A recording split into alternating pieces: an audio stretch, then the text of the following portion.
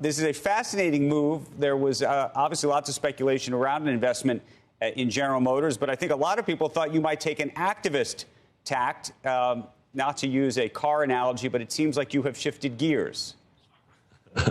Yeah, the beliefs that actually led us to General Motors are the same beliefs that led us to GM.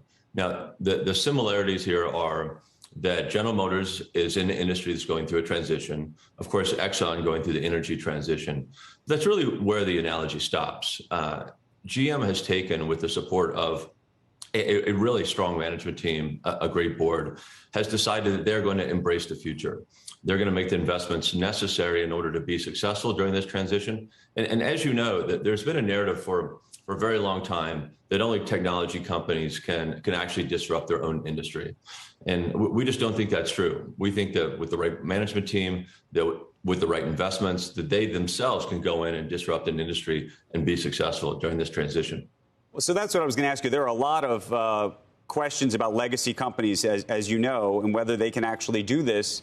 We're looking at, obviously, the likes of Tesla, which has had a lot of success, but then the likes of Lucid and all sorts of other companies that have emerged during this time to pursue EVs. But you think GM is going to be the winner? Well, we think that this industry is different from some of the other industries that have been through transition. And the reason we published the white paper is because it is incredibly complex, the way this market is going to evolve. GM took which happens very rarely in an incumbent company. They took a all-in, both feet in the pool approach. They're launching a new platform, the Ultium platform, and taking a BEV, battery electric vehicle only approach. And we think this approach is, not only does it decarbonize their fleet, and as you know, the way we look at the world is we do look at the impacts that companies have in combination with the profitability to try to get some indication of what the future potential of this company can be. In this case, they went all in on BEV. And by investing in a new platform, by going all in, we think that they can be successful in this transition.